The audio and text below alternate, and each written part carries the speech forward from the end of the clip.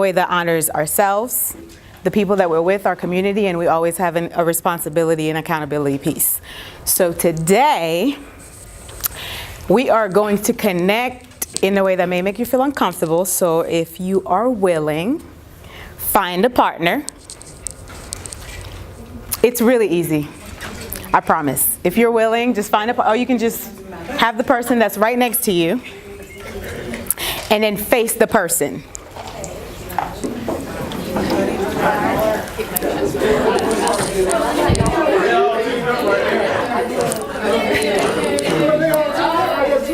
So, everybody has a partner. If you need a partner, raise your hand. Me, but Michael was in here a minute ago. I'll wait for him. Where'd he go? Or you can do it, Summer. Oh, you actually have a partner. Summer doesn't have a partner. Oh, you don't have a partner? She's going to join in. I'll count. And it has to be two per group. Yes, 2 per group. Who needs a partner? Raise your hand. Do I have to move my chair? No. So, Sydney, you need a partner? Got it. I'm asking the real question. I didn't move You're doing great. You're doing great. This is the person you sit next to. Why not? I'm sitting next to 2 people. How you want to call it? Stop making stuff difficult. Yes. Michael went somewhere. Say what? Yeah, we need to, Oh, you want to shift? Okay. We're waiting for everybody. Oh, shift. There you go. So the instruction is for 1 whole minute, you are going to stare into the person's eyes. Yes, for 1 whole minute. But there's more. As you're staring into their eye, I want you to pay attention to what's happening with you. Like physically and internally, what's happening with you as you stare into their eyes for 1 whole minute. You don't have to be close, just keep eye contact for as long as you can. Okay, 2, 4, 6. Sam. Great. Michael's like, I'm out. For 1 minute. All right. Are we ready? Everybody has a partner. Are we ready? Are we talking? No talking. You're just looking into their eyes. All right? 1, 2, go. Quietly.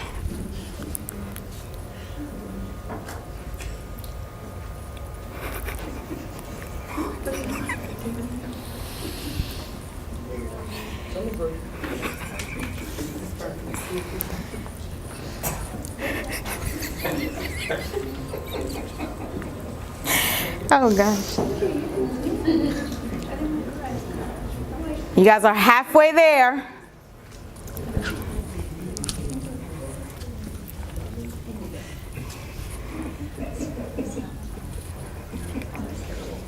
Quietly.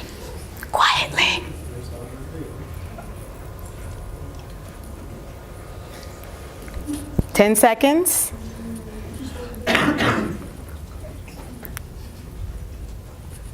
4, 3, 2, 1. Awesome, you guys did it.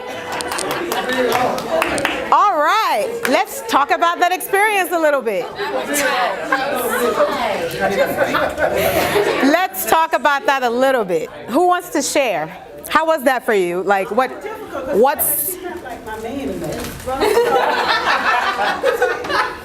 That's making it difficult. I mean, so it was kind of difficult. We were talking amongst each other, which other folks had to butt in.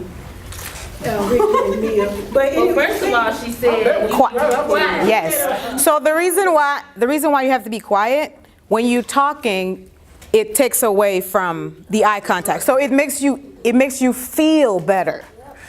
Because when you stare into somebody's eyes, it gets uncomfortable because we tend to resist what we need most. Connection.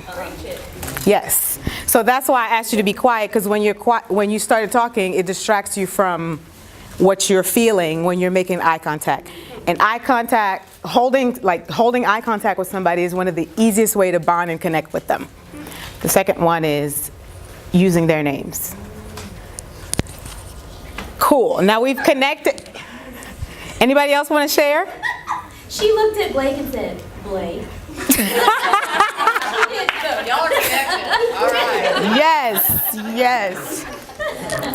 So we just connected with each other and joined in community.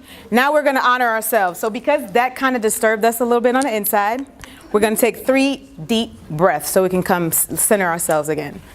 So when we breathe, give instruction because we tend to breathe from our shoulders instead of our gut. Your stomach has to expand with your breath. So that's how you intake as much oxygen into your lungs as possible. So if you want to see if you're doing it right, just put both your hands on your stomach. When you inhale, your fingers should spread. When you exhale, they should go back down. Your diaphragm, that means you're breathing from your shoulders. Your shoulders shouldn't move.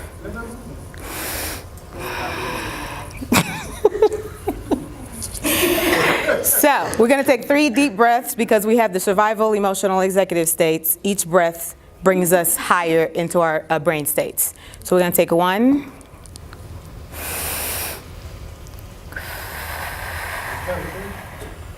Two.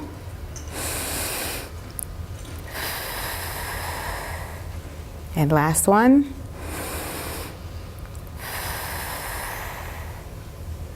Breathing is a skill because I still saw some shoulders going up. I need you to count to 3 next time. It makes it look better 3 then do it. Oh, okay. Thank you. I will take care of that. So for our responsibility piece, I'm going to ask you guys to, once you receive the information, there's going to be homework too. So you'll take some time to reflect on how, the pieces that touch you. And if you have any questions, just feel free to reach out to me. All right. Why are we here?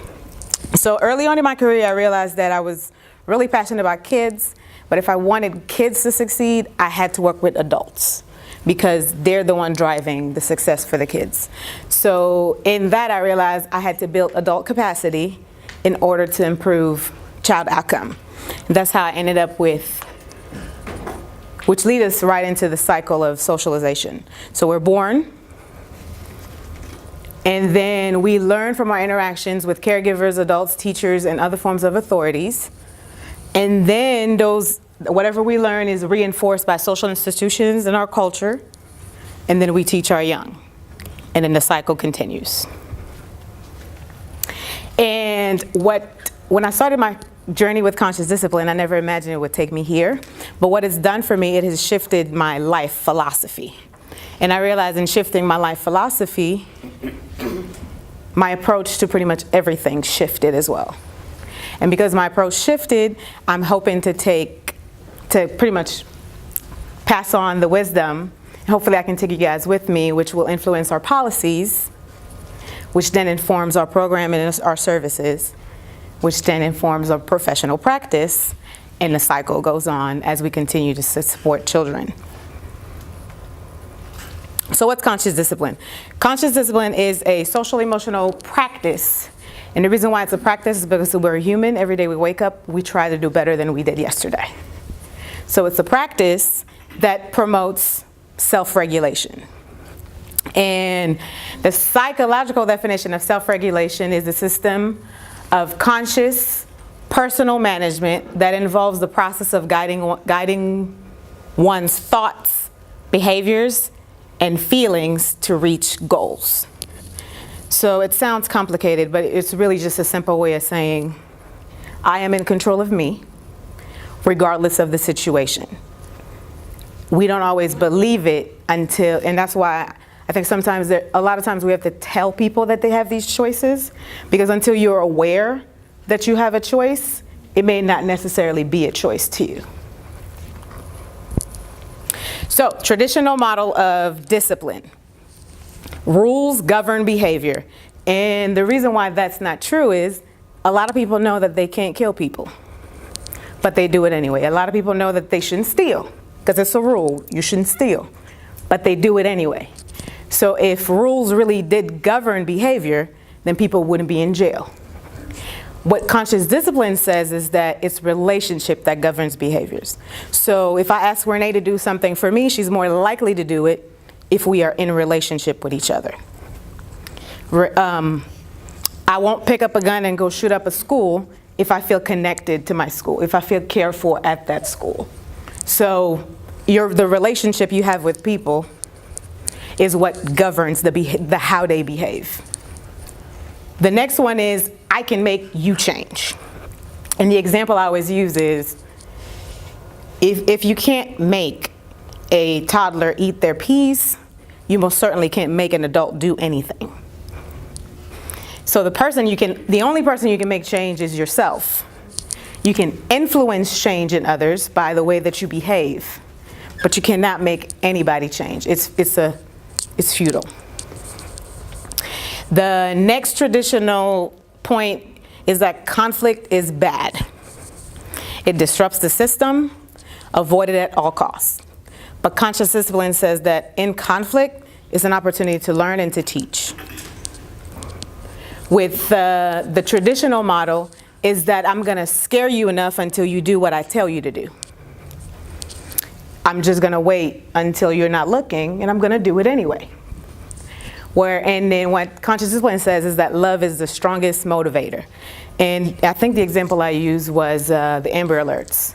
Like when she lost her daughter, Amber, I forget her name, she didn't want any other family to suffer that kind of, so she petitioned Congress to that's how Amber Alerts got started. She fought for years after her daughter was taken to get a message to go out as soon as somebody is taken so that people are aware. So love is a strong motivator, is the greatest motivator for change. All right, so in my conscious discipline journey, I also find out that the more I learn myself and how the brain works, the easier my relationships got.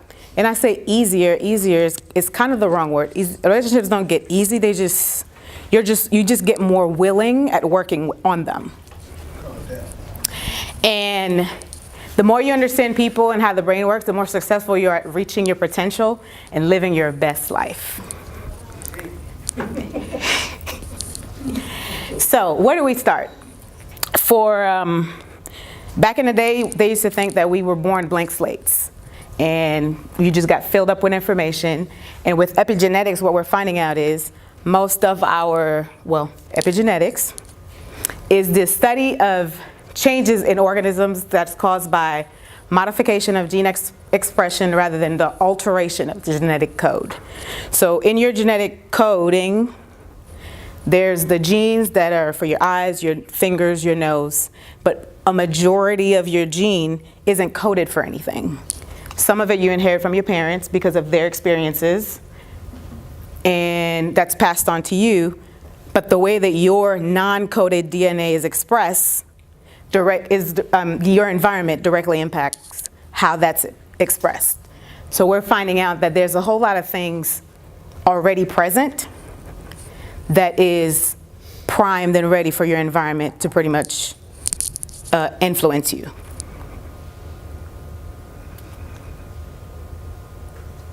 With that, we're going to move to the brain.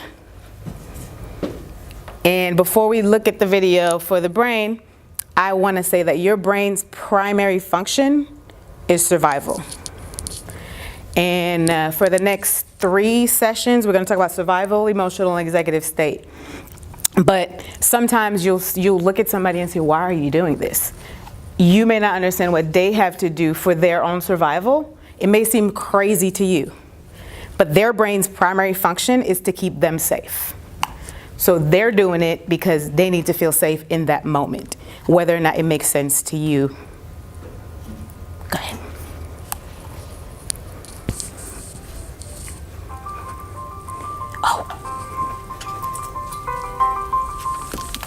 A child's experiences during the earliest years have a lasting impact on the architecture of the developing brain. Genes provide the basic blueprint, but experiences shape the process that determines whether a child's brain will provide a strong or weak foundation for all future learning, behavior, and health. During this important period of brain development, billions of brain cells called neurons send electrical signals to communicate with each other. These connections form circuits that become the basic foundation of brain architecture. Circuits and connections proliferate at a rapid pace and are reinforced through repeated use. Our experiences and environment dictate which circuits and connections get more use. Connections that are used more grow stronger and more permanent. Meanwhile, connections that are used less fade away through a normal process called pruning. Well-used circuits create lightning-fast pathways for neural signals to travel across regions of the brain. Simple circuits form first, providing a foundation for more complex circuits to build on later.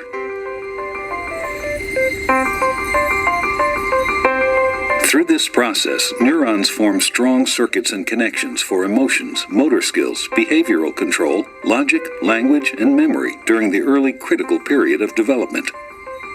With repeated use, these circuits become more efficient and connect to other areas of the brain more rapidly. While they originate in specific areas of the brain, the circuits are interconnected. You can't have one type of skill without the others to support it. Like building a house, everything is connected, and what comes first forms a foundation for all that comes later.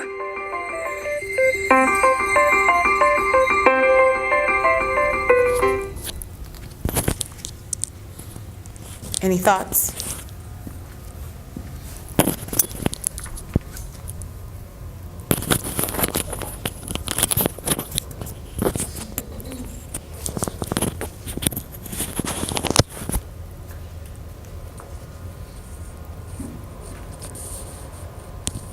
Alrighty. So the brain's ability to change is a lot higher early on in life. And before they used to say, once you get too old, there's no way for you to change. We're saying you can still change. You just have to put a lot more effort into it. So one of the reasons why I think I love working with children is once you give them the skills that they need to be successful, those first couple of years have a lasting impact on their lives. Once you give them those skills that early on, they keep those skills with them, and they become better functioning adults. So for the life force, core needs that everybody needs: connection, attunement, trust, autonomy, love, and sexuality. So the connection is your capacity to be in touch with your body and emotions. So that's your connection to self. And also the capacity to be in touch with others. And that's the connection with others. So the ages right here is like between the age, as the mom gets pregnant, up until 6 months old. And when I'm saying this, think of your childhood as you were growing up. So your brain is making adjustment to who you are according to your environment. So if you had a mom that just lets you cry, that affected your ability to connect with people. From inside the womb up until you're about 6 months old. So from the beginning, your brain is adjusting your personality, who you are, to make sure that you survive. Because remember, your brain's primary function is what? Survival. So the adaptations can look something, I just don't want to connect, because connecting hurts. And the strategies that you use is like, you know what? I just won't get close to people. That's before you even turn 6 months old. These are unconscious changes that you're doing to yourself just to keep yourself safe. Then attunement. Your attunement is your capacity to understand what's happening with you and to recognize, reach out, express them. What happens with attunement is it's directly connected to your attachment. Your attachment to your mom, to the people in your life that love you, and the cycle just goes, I have a need. Is it met? If it's met, I learn to trust the world. If it isn't met, I learned that the world isn't a safe place. And what ends up happening is, as adults, we tend to dismiss the way that children feel. So what ends up happening is, something happens and I need my person. And I run to you as a parent, and you're like, you're fine, go sit down somewhere. So now, my attachment cycle isn't complete. My fear and my fight or flight is also activated. So you have two systems inside of you that are fighting because you're supposed to be my person and I came to you, but now you're not my person, you scared me and I don't know what to do right now. So you have this internal struggle, like you're supposed to be my person, but you're also the one that's hurting me. I'm not sure what to do. So some of the adaptations you end up making is, you know what? Maybe how I'm feeling isn't how I'm feeling. And that's why as adults sometimes you don't pay attention to what's happening. When you're not paying attention to how you're feeling about things, it's really difficult to communicate that to a partner and to your friends, to your students. And that's why it gets really difficult, because when we're growing up, we get told, you're okay. We don't really sit down and talk about how are you feeling. Let's explore that. What are some positive ways you can express that anger? Instead of slamming the door, what are some ways that we can talk about it? But as adults, we tend to dismiss because they're little kids' problems. And that's pretty much how we all grew up, for the most part. It's like, let me not assume I know how we all grew up. But for the most part, because we're little, our problems aren't big enough to be an issue. And as those different things happen, we make adjustments to ourselves again in order to survive. Because again, all these things hurt and we don't want to hurt, so we make adjustments. And then it's trust, is our capacity for healthy dependence and interdependence. And with trust, what ends up happening, that's when power comes in. We start to equate power with worthiness. So the more powerful I am, the more important I am. When really and truly, that may not necessarily be the case. Everybody is worthy. Everybody is worthy, regardless of who you are, what position you hold. Everybody is worthy. But you continue to get these evidence in the world that tell you the more important you are, that's what makes you worthy. So we seek power to love ourselves because it's power that makes us feel worthy. Or we're like, well, whatever. It's not like I'm nobody anyway, so why should anybody care about me? And if you look at these ages, all of this is happening before the age of 4. All of these things. And I say all this to say, there are times that we see somebody do something and we think they are consciously doing these things when these things were set in them since they were 4 years old. So when you think, oh, you're doing this on purpose, when it's really, no, I'm doing this to stay safe. Because some of these things hurt me. I may not even realize that they hurt me because these are changes that I've made to myself before I even turned 4. And they just come out. I don't even realize until somebody makes me aware of them. And that's why the program is called Conscious Discipline. Because all these unconscious things that are happening, that are governing your life, you have to kind of reflect on to see how they're affecting your conscious life. Then it's autonomy. That's a really hard one because, when you're little, you get your feelings dismissed all the time. So when do you learn to speak up for yourself? Unless somebody teaches you, your feelings, you matter. You have to express to Sabrina when something happens that, hey, I wasn't really cool with that. Thank you for caring about how I feel, or thank you for making me feel safe enough to come to you and tell you when you did that, that wasn't cool. And we can move forward in a way where we're still in a relationship. I am teaching you how to treat me when I do that. And assertiveness is one of those hard ones because there comes a point where it's either you've been hurt so much, you become aggressive because no one's gonna make me feel that way again. or you've been hurt enough that, you know what, it doesn't matter anyway. I am who I am, no one cares anyway.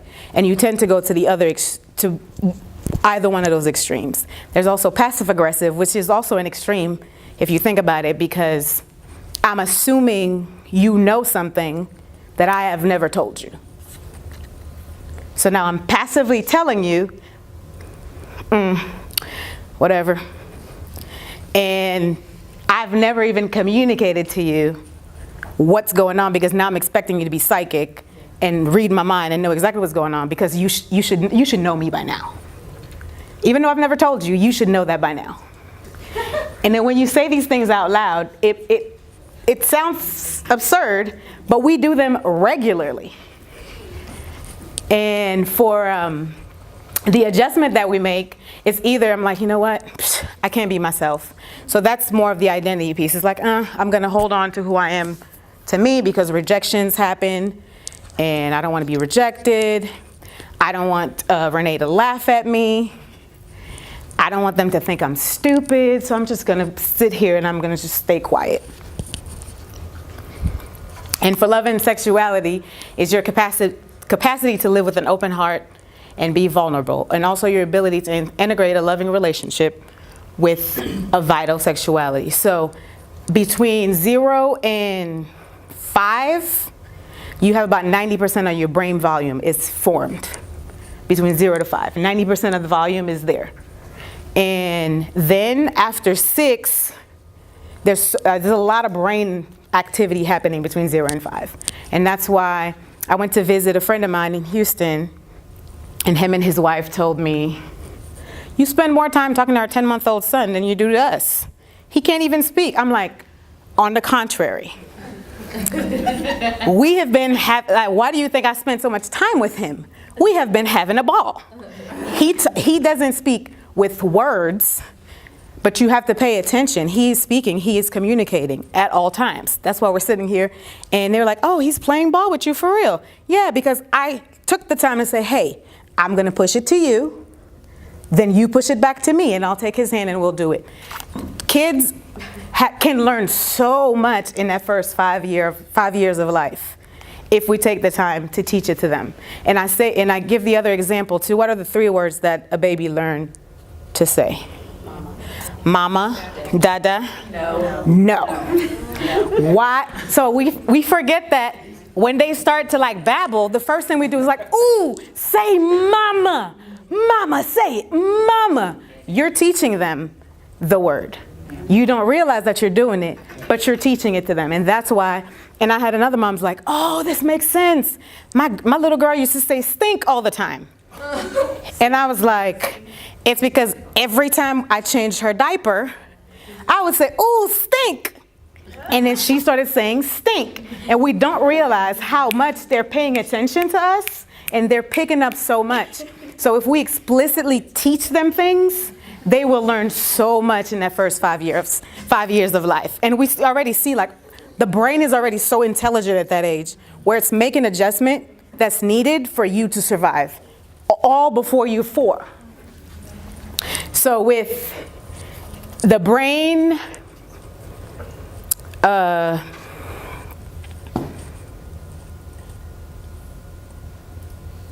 brain activity, sorry, the word activity just like escaped me there. The brain activity that's happening between 0 and 5 really gives us the opportunity to do a lot of teaching. And then it happens again, it stalls after 5, and then it happens again during puberty. So between 12 and 15. And it happens again then, so we have another opportunity to like bombard the brain. But it's not as much activity as it is in those first 5 years of life. So, how do we begin the transformation? I find that the thing that we struggle with the most is our relationship with power. And when I say our relationship with power, when you go back to like your household that you grew up in, who had the power? Your mom, your dad? Did they share it? And if they shared it, you tend to be more comfortable sharing power. So you don't have to be the person in charge in a room at all times. You don't feel threatened when you are not the person in control, in power in the room all the time. Because that can be a survival thing for you. If you grew up in a household where power wasn't shared, you start to develop, your value is that power is important. I need to have power. That basis that influence your relationship with people that you aren't aware are happening. And once you start to take control of that, how much stress falls off of you. And when assessing, so this is going to be your homework. When assessing your relationship with power, there are 7 things that come into play. Connections. Connections keep coming up, doesn't it? It's how safe you feel letting people in. If you get close to others, do you fear losing yourself in the relationship? Do you prefer more distance or space at the expense of closeness? So that's your relationship with power, where connection is concerned. Then it's your connection with, it's your communication. How willing are you to ask for help? State your desires and express your needs. How do you communicate?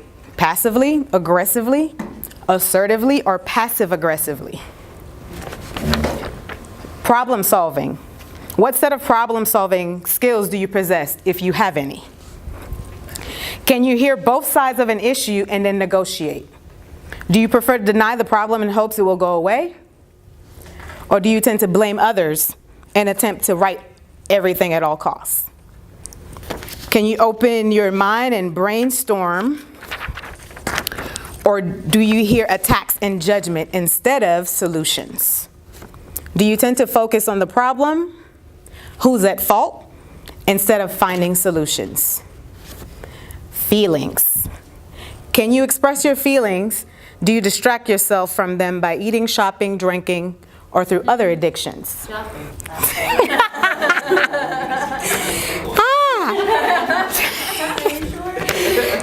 Do you know the difference between a feeling, a thought, and an opinion? That's a big one.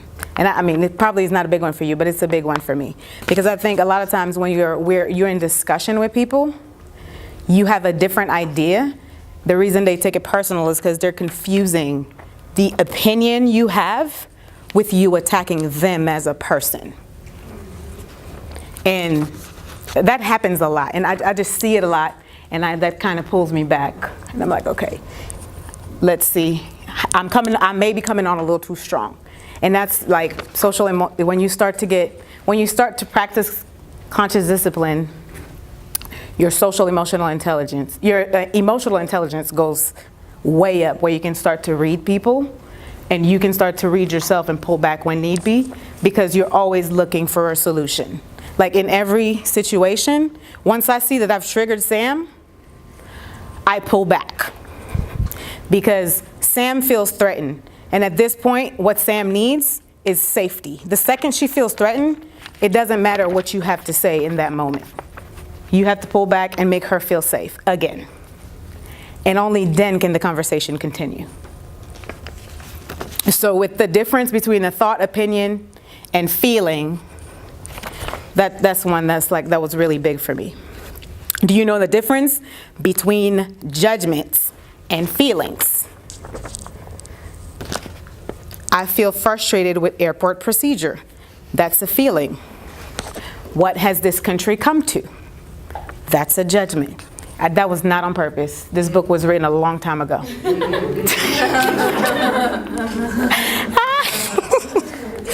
And then the next one is dealing with loss and change.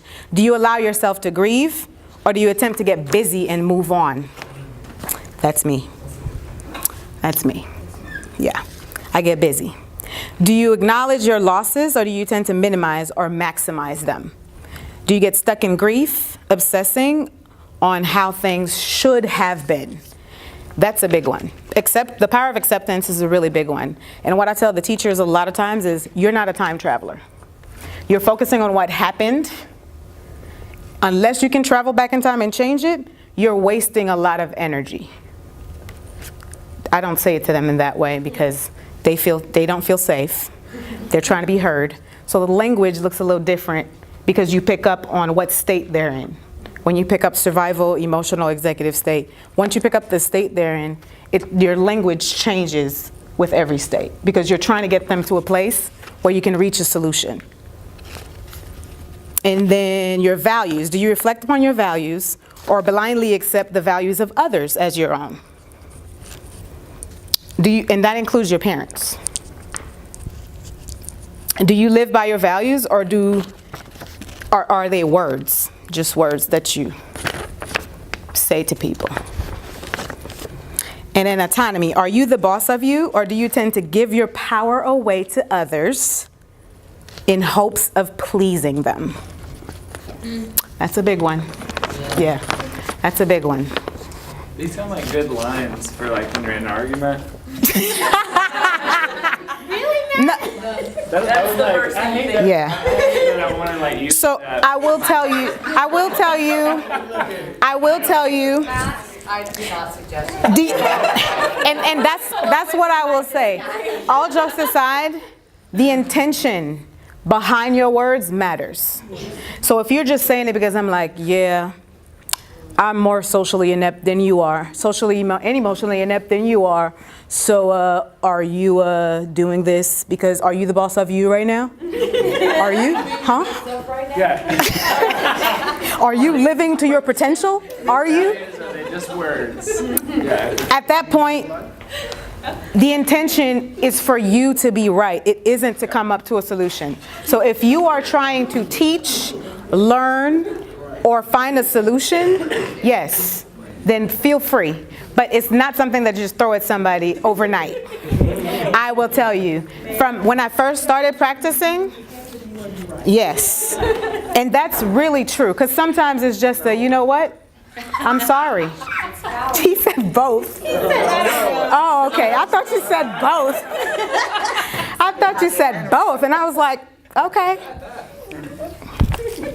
So the autonomy piece, I feel like, is what conscious discipline has given me the most. So at any given moment, I think the most freeing thing for me is knowing that I have the power to do whatever is best for me, but it also makes you think of the people in the situation too, because conscious discipline is very relationship centric. It's about promoting healthy relationships all around. No matter how deep in a relationship you are, no matter how surface the relationship is, conscious discipline is about always thinking, okay, yes, Nicole and I are in conflict, but it's not about being right. It's about maintaining a healthy relationship with Nicole. How do we do that? Because, I mean, you don't always know how to do that. That's why you have to talk to people. That's why you have to take time to get to know them. Because now I know Elandriel very well, so sometimes I don't have to ask. I already know. That's the beauty of it. It's like as you get to know people, the answers just kind of present themselves to you. It gets easier to say, you know what? I'm sorry I did that. How do I move forward without hurting you again? Because we tend to say, you know what? You hurt my feelings. But then we don't tell the person how to be successful next time. We stop at, you hurt my feelings. And when you stop at, you hurt my feelings, I get in my emotional state because I love you and my intention was not to hurt you. So now I'm a horrible person because I've hurt somebody that I love. You are putting me in my emotional state. I am not solving I'm not solving any problems in my emotional state. Did we go over everything? Yep. So the next thing is, I really love this quote, so I wanted to add it. I know there's strength in the differences between us, and I know there's comfort where we overlap. As you get to know yourself and accept the pieces that are you, flaws and all, you start to do the same for the people around you. So it becomes easier, or it's less, you don't get triggered as often because you're like, oh, that's Mia. How do we move forward? Maintaining a healthy relationship. Oh, that's just Matt. How do we move forward maintaining a healthy relationship? Because at the end of the day, we have to be functional in order to be productive. We have to maintain healthy relationships in order to achieve our goals. Because remember, self-regulation, you have to be able to control your thoughts, your emotions. You can control your emotions, but you can express them in a way that is productive. Questions. Oh, look at that. 12:45 on the dot. Questions, or like just something that really touched you. Well, I think all the information was really good, and I just want to go back and